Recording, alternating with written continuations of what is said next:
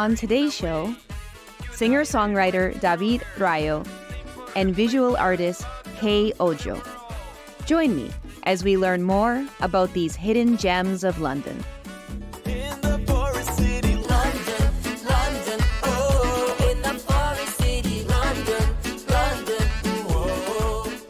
Welcome to London's Hidden Talent. I'm your host, Jennifer Martino. Here in London, Ontario, our art and culture scene is thriving thanks to the fusion of lifelong Londoners and talented artists from around the world who have made this community their home. Together, we will get to know the people who are bringing our stages, galleries, and streets to life. First up, we have singer-songwriter David Rayo. David is a solo artist and the lead singer of the Funky Bongos.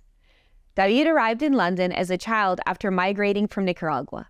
His original songs reflect an appreciation for London as a safe place to call home and, perhaps more importantly, a place to fall in love. David, thank you so much for joining us on London's Hidden Talent. It is really exciting for me to have you on the program. I've seen you perform with the Funky Bongos. I've seen you perform on the London Music Awards stage at the Olean Hall in one of your original songs. And it's really nice to be able to get to know a little bit more about you as a person and as an artist. So thanks for taking the time to be here today. Thank you for having me. When I mentioned that you're part of the group Funky Bongos, and on the last episode of the show, we had Peter Tyndall on, and he's the guitarist for that group, and you're the lead singer. How did that group come together? Peter and I have been playing for a long time, I think since 2008, 2009. So it's just been an evolution of our partnership. From the beginning, we were in a band called Los Cinco, and I was the lead singer back then as well, and he was the lead guitarist. And then we just started playing classical guitar, more like flamenco style music for years around London. And then last year we just made a new iteration of the band called Funky Bongo. And so it's been a really good partnership, really fruitful partnership that we've had over the years. And Londoners are really enjoying that band. You play at Canada Day this year and last year, I believe, too, also at the Gathering on the Green. Mm-hmm. And something I've noticed every time you play is that people can't help but stop, listen, and get moving. I know every time I hear you, I have to dance, especially when you bring out the cumbia, but all of your different rhythms. Who else is in that group? Well, you mentioned the cumbia, and we have Camilo, who's originally from Colombia, so he gives that special flavor to the conga rhythm pattern. And Carlos, he's the percussionist. He's from Brazil. And we have also Rain, who's a piano player, also from Brazil. So it's a nice mix of influences. And you put in Peter with electric guitar, which gives us the boost in the danceable part of the song. So so it's a great combination of talent and a great combination of influences that make up this band. So I'm really happy that people are enjoying it and that it makes you guys want to dance. You've been in London for some time, all right? When did you arrive to London? So we came in 1988. From Nicaragua? From Nicaragua via Costa Rica. So we lived in Costa Rica for a couple of years.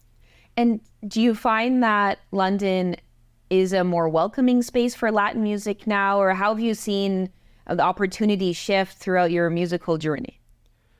I think it's always been welcoming. From the time that I was in high school, I used to see Orlando Valencia or Alfredo Casà playing in different events. In high school, I joined the high school jazz band, and we had a percussion ensemble. So there was always little events that we would perform at, like at Victoria Park. We had a performance there. And people were really welcoming in that regard. I think that now the big difference is that there are so many more artists from Latin America that it's just enriched the city scene for Latin American art. And not just in music, I think in the visual arts as well, and dance. Right? So it's just been a an explosion of talent. So we're really lucky that people have decided to move to London to just give us a boost in that sense. How did you get started with music? Did you start with guitar? Yeah, so when I was about 5 or 6, I asked my dad if he could get me a real guitar, because up until then I had a toy guitar. And my uncle, Jose, was a guitar maker. So my dad went and talked to him to make a guitar that was fitted for my size. So I got that first guitar, and I learned a few songs, mostly from church, because we used to go to a Pentecostal church in our hometown. And being a Pentecostal church, they had a band. My brother was a drummer in the band, and I just, gravitated naturally towards the music. So that's how I started, essentially playing guitar. And when you came to Canada, did you continue through the church groups, or did you have more opportunities in your elementary school? Yeah, so I played in church, but also in high school. I went to Beale, so we had a really vibrant music scene at Beale. And, shout out to my teacher, Rob LaRose and King Abel. And they just, let us flourish in that environment. So throughout high school, I played in the jazz band and singing at church. And Londoners saw you last year on the stage of Aeolian Hall, the year that we had the very first Latin music category, the Forest City London Music Awards. You played that day, and you sang a very special original song. Can you tell us a little bit about that song and what inspired it? Yeah, so definitely that performance was an amazing opportunity and experience for me. The song Woke Up in London kind of simmered in my mind for a long time. I had the chorus sort of worked out for a year or two. And then Dario called me one day from Simple Reflections, saying that he had this project that he wanted Londoners, specifically from Latin America, to put an album together. And he gave me a deadline. And then, maybe the day of the deadline, I just quickly finished the song. And I said before, it just came downloaded from somewhere, because I hadn't thought of any of the details that I would include in the song. So I woke up in London, of all the places in the world. I woke up in London, I woke up at home. It's an autobiographical tune, and it's based in my experience when I was a little kid in Nicaragua during the Civil War. So we had to leave our house to go into the countryside to a farm. So the song tells a story of us leaving that day. And as we were leaving, just walking out of the city, because you couldn't take a car because that would attract attention. We attracted attention anyway. There was a sharpshooter somewhere in one of the mountains from around the city. And he just shot at us as we were walking, trying to leave town. And I mentioned that in the song, the bullets hitting the dirt road. I just remember seeing, dust all over the place. Luckily, the shooter wasn't so sharp. We were all able to walk out of there alive. And then I just remember sitting on my mom's lap and feeling good to be alive, even at that age. And then it just goes into my first year in London. My math teacher, Miss Kaiser, she told me that her memory of me was one day I was looking out the window at the falling snow. So I put that in the song as well. So thank you, Miss Kaiser, for that. And just the first year is just weird, because you're excited, but at the same time, you're a little bit apprehensive. You don't know what's going to happen with your life. Being in the winter, we came in the summer, but like the winter seems to be the thing that kind of stuck in my mind because we didn't really go anywhere that first winter. And then the summer, or maybe the realization that, there was a lot of life to be lived in London, in Canada. So that was kind of like the last verse of the song.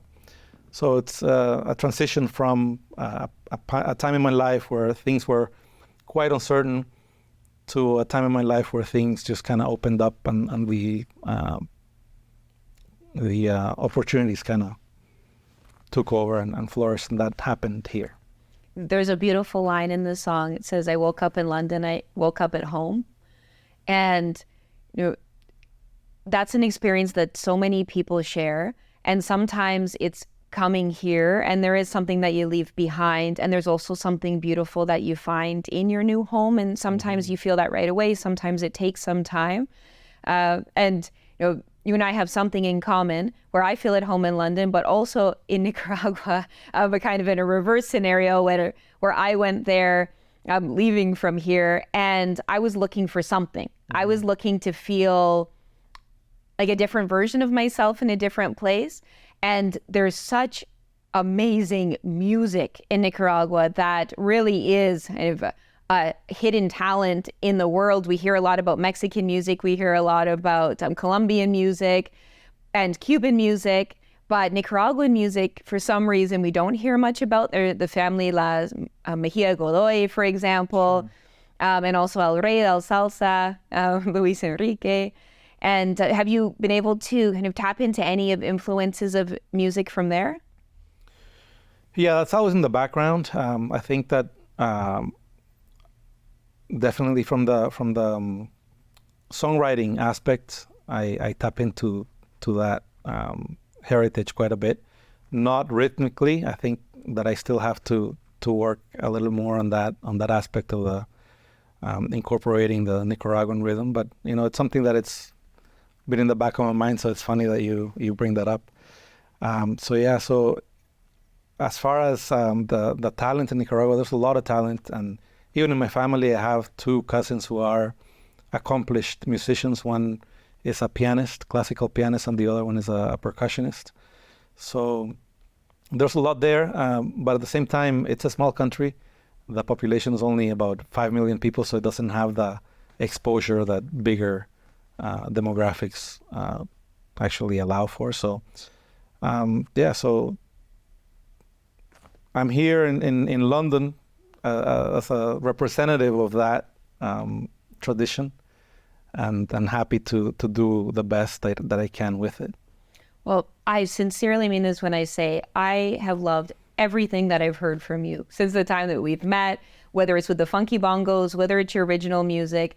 And I really can't wait to hear what else you come up with, especially there are lots of music awards to come and lots of original music that you have inside you. So I hope that you won't keep that hidden, and you'll give us the opportunity as Londoners to hear a little bit more about what you come up with. If people want to find out more about you or go and see you play live, how might they do that? I think the easiest way is just to look on Instagram, David Rayo Music. I got some videos on YouTube and on Facebook, but the Instagram and Facebook are linked, so David Rayo Music would be the best place to find that information. And also for the band, Funky Bongo is also on Instagram. And they will not be able to sit still watching you. People will be up on their feet and really enjoying those rhythms. Thank you for everything that you're doing to make our local art and culture scene even richer. And I really appreciate the time that you spent with me. For sure. Thank you so much. Mariposas en el pecho, hormigas en las manos, en las manos.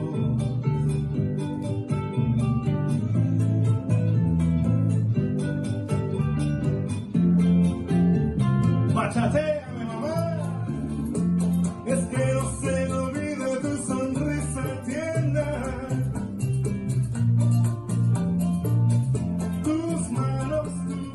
Next, we have Kay Ojo. Kay is a visual artist whose paintings are full of vibrant colors, reflecting Nigerian culture, urban landscapes, and images of musicians and dancers.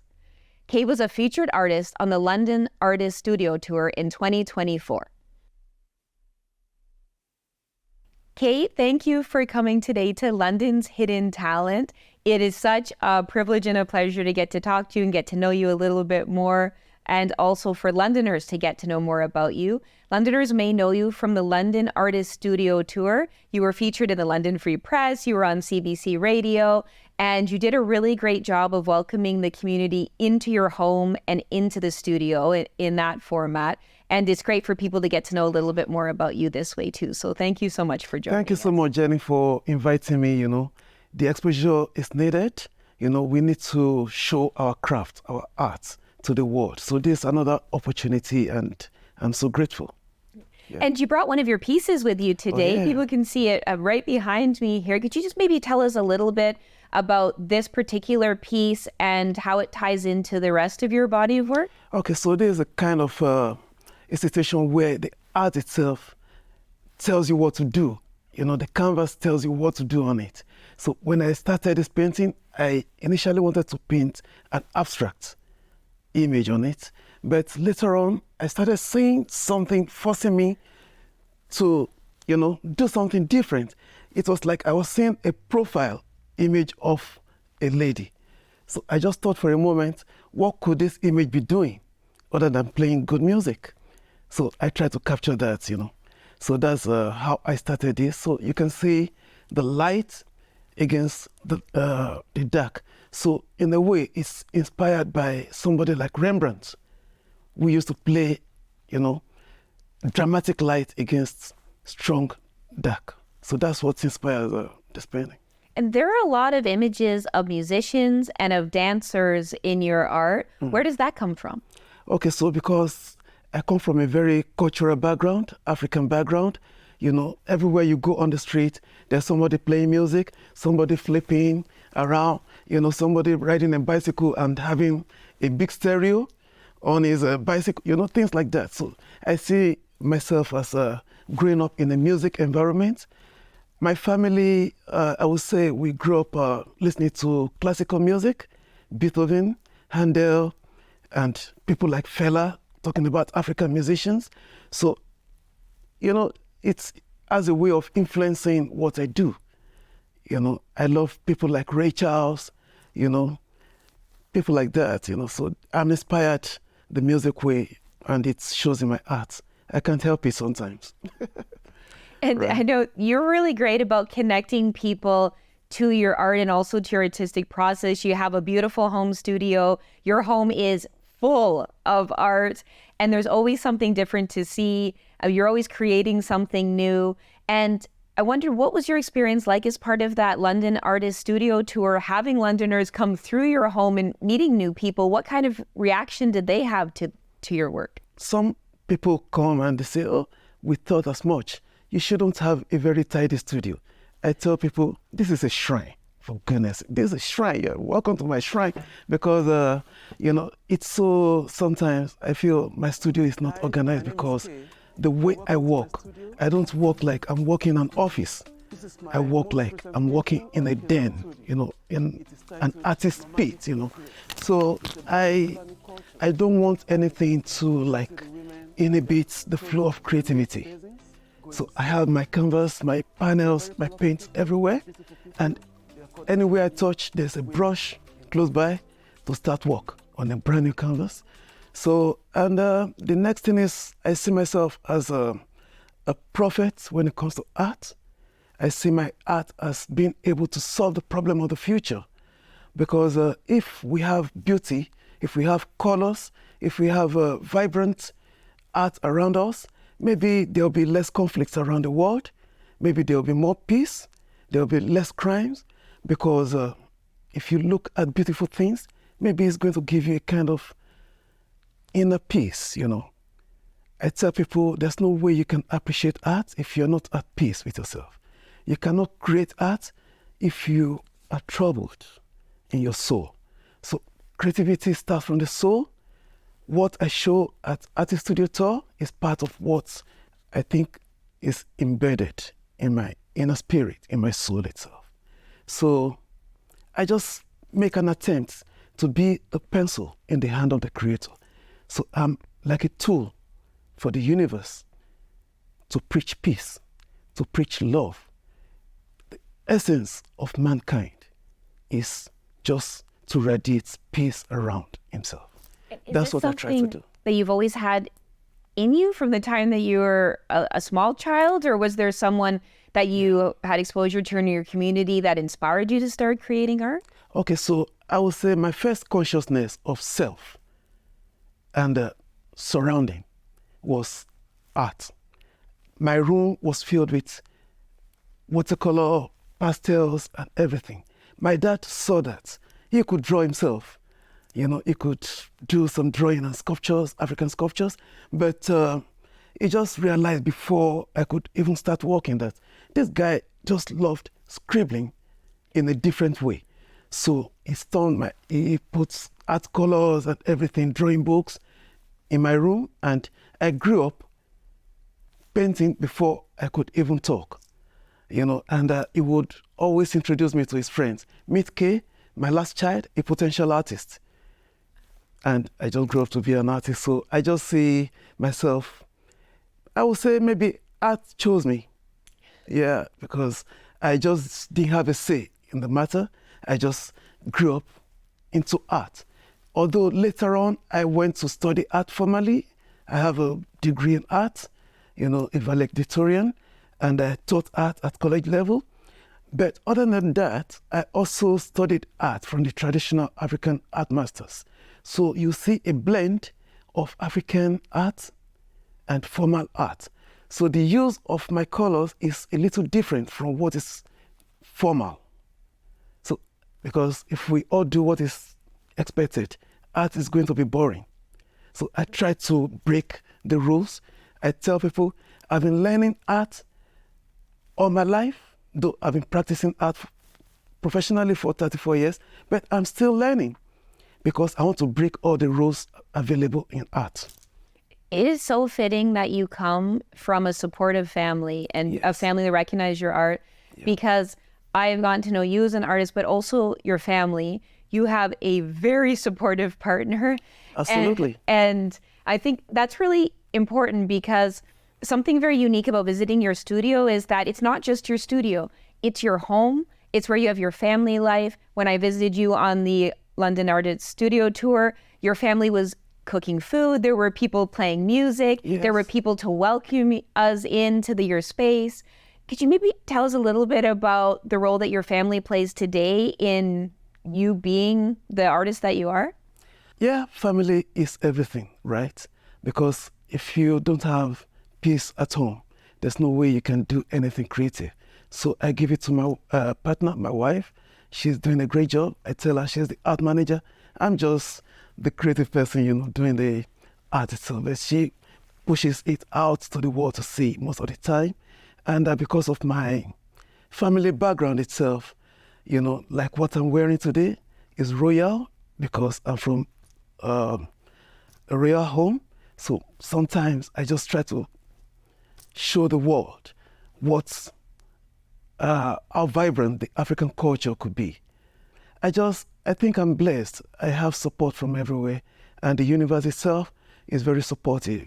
I feel so much at peace within my soul, within my spirits. I'm just happy inside of me. So I hope that reflects in my art.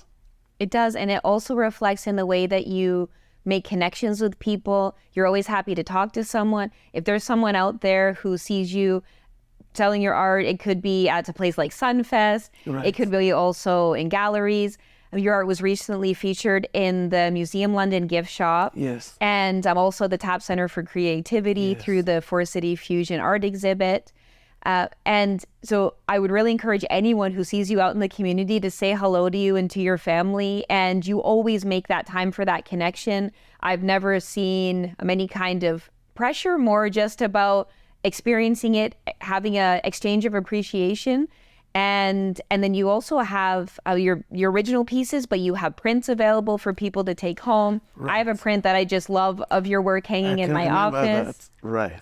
Yeah, so there are lots of ways that people can connect with you and your art. Yes, and I was also part of a 2023 Art a la carte at the Parliament Building in Toronto.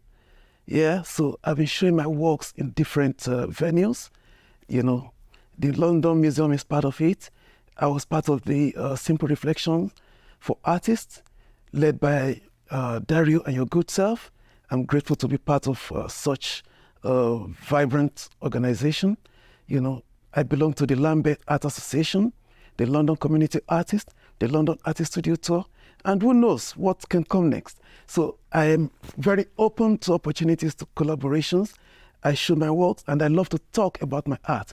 I'm never tired about art, talking, teaching, you know, performing art, you know. There's a way you could do art as a performance.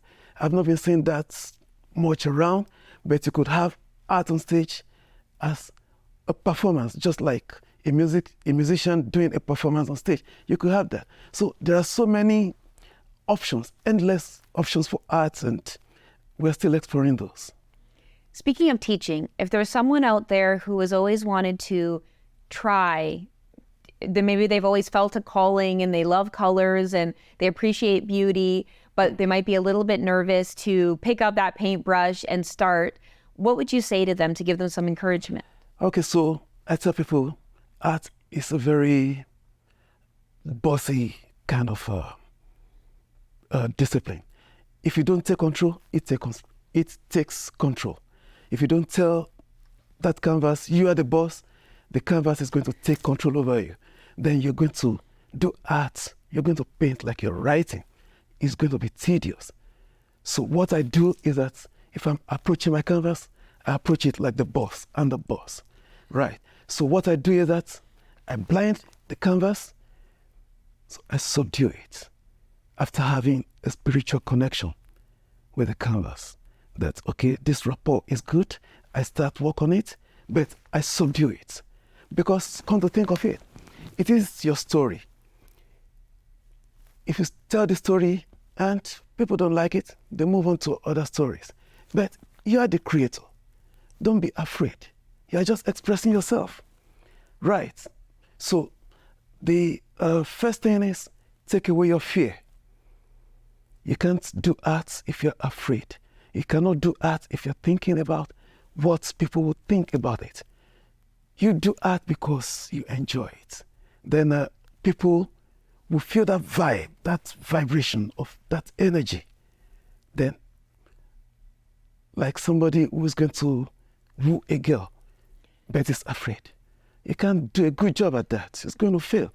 It's going to be a woeful experience, you know. So, same thing with art. You can't create if you're afraid already. You're just going to write a painting. You're not going to paint. You know, so I tell people, be free. If it doesn't work this time, it will work next time. You know, do your thing. So these are your works. You're the master, you're the boss. If you don't take control, that spirit in the canvas is going to subdue you and you just abandon it. You just go look for another thing to do, you know. Yeah. Well, thank you so much for that inspiration and also for all of the beautiful ways that you contribute to our community culturally and also through the imagery. I look forward to seeing everything that you come up with. You know that I'm a huge fan and I always appreciate seeing your new works. And if people would like to learn more about you, they can do that by looking up K's Art Studio. You have a really great Instagram account. As you said, your partner does a great job of promoting your work on Facebook and on Instagram. And so I know that Londoners will really get to enjoy seeing more about your work and following your journey. Thank you so much for joining me today. Thank you so much. And my shout out to my daughter, Temi, my two sons, Toby and Olumide, and my wife, PJ. They give me all the support I need. They give me all the peace. Thank you. The universe blesses you and your studio. Thank you.